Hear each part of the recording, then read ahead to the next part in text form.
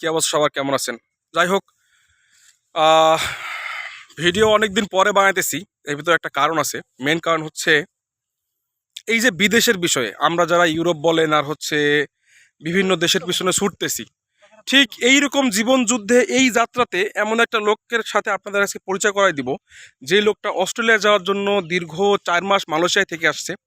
তো এই 4 মাসে সে মালয়েশিয়াতে কি কি ফেস করছে, তার কেন যাওয়া হলো না, এসব সম্বন্ধে আপনাদের ছোট একটা ধারণা দিব। আর এর ভিতরে বর্তমানে আপনারা বুঝতেই পারতেছেন যে বিদেশ যাওয়াটা কত টাফ হয়ে গেছে।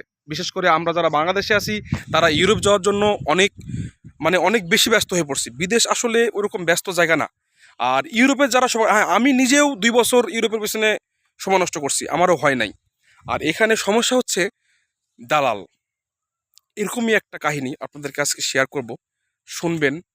আর অবশ্যই আরেকজনকে শোনার সাহায্য করবেন, মানে শেয়ার করবেন ভিডিওটা, ঠিক আছে? তো আমি পরিচয় করে দিচ্ছি। ইনি হচ্ছে আমার সেই লোক যিনি হচ্ছে অস্ট্রেলিয়া যাওয়ার জন্য একটা লোকের মাধ্যম দিয়ে একটা লোকের কাছে 10 থেকে 12 লক্ষ টাকা তিনি ধরা খেয়েছেন। আর ইনি হচ্ছে ভাই হয় আমার, মামাতো ভাই। আর ইনি আজ 7-8 দিন হলো দেশে আসছেন। আগে মালয়েশিয়াতে, মানে এখান থেকে তাকে মালয়েশিয়া নিয়ে যাওয়া হয়েছে। সো তার মুখ থেকে শুনেন, মানে অ্যাট লাস্ট তার সাথে কি হয়েছিল এবং কেন তাকে রিটার্ন আসতে হলো এবং তার সাথে কি কি হয়েছে। ওকে ভাইয়া। সালামু আলাইকুম দর্শক। এখন আমি আমার বিষয় এক্সপ্লেন করব।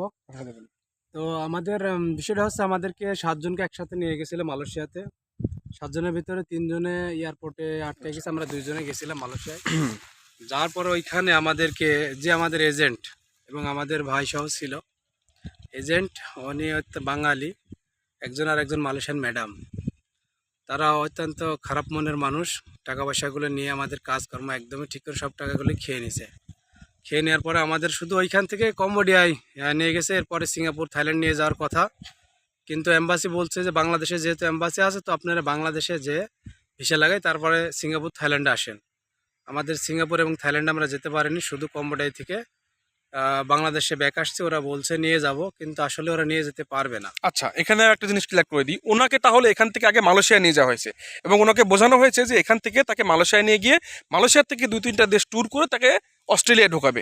সে সে কিন্তু মালয়েশিয়া থেকে কোনো দেশে ঢুকতে পারেনি, জাস্ট কম্বোডিয়ায় ঢুকতে পারছে, কারণ ওইটা হচ্ছে ফ্রি কান্ট্রি। সবাই যার বেশি টাকা থাকে তারা কম্বোডিয়া এমনি ঢুকতে পারে, বাংলাদেশ থেকে ঢুকতে পারে। সো ওইখান থেকে তাকে আবার কি বলছে, বাংলাদেশ রিটার্ন করছে। বাকিটা শোনেন আপনারা।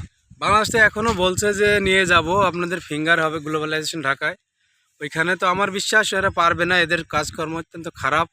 আপনারা আমার মতো ভুক্তভোগী হবেন না, আমি অত্যন্ত ভুক্তভোগী এবং অত্যন্ত ক্ষতিগ্রস্ত হয়ে গেছি এখন বর্তমান। আর কি বলবো, এভাবে আসলে যাচাই বাছাই করে তারপরে কাউকে টাকা দিবেন। কখনো আমার মতো একবারে 10 লাখ 12 লাখ টাকা দিবেন না। 1 লাখ 2 লাখ টাকা ঠিক আছে, কিন্তু আমি বুঝতে পারিনি আমার যেই হোক শুভাকাঙ্ক্ষী, সে আমাকে 10 লক্ষ 12 লক্ষ টাকা আমার থেকে নিয়ে নিছে। নেওয়ার পরে এখন ঘোরায় ঘোরায় দেশের মানুষ আবার দেশে আসছি। তো আপনারা চিন্তা ভাবনা করে তারপরে আগাবেন সামনে। আমার মতো ক্ষতিগ্রস্ত হবেন না।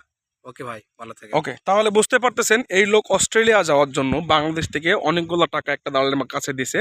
দেওয়ার পরে সে ধরা খেয়েছে। সো আমরা এখন যারা ইউরোপ এবং আমেরিকা বা অস্ট্রেলিয়া বা নিউজিল্যান্ড যাওয়ার জন্য চেষ্টা করতেছি এবং এই সব কাজে যারা টাইম নষ্ট করতেছি, তারা এগুলো না করে আমরা যে দালালের কাছে জমা দিচ্ছি, ধরা খাইতেছি, সেই দালালকে আমরা কি করি, উন্মোচিত করি, সবার সামনে নিয়ে আসি। তাহলে বাকি যারা আছে, মানে যারা এই রাস্তাতে হাঁটতেছে, তারা অন্ততপক্ষে এই ধরার থেকে বেঁচে যাবে।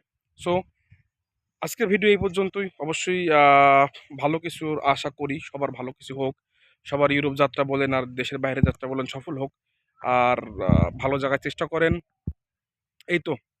আর একটা জিনিস কি ভাই, চেষ্টা ছাড়া যাবে না, চেষ্টা করতে হবে ভালো কিছু করার জন্য এবং ভালো একটা অফিস, ভালো একটা লোক খুঁজে বের করেন। ওকে, আল্লাহ হাফেজ, ভালো থাকবেন সবাই। ইনশাল্লাহ দেখা হবে নেক্সট ভিডিওতে। আল্লাহ হাফেজ, বাই বাই।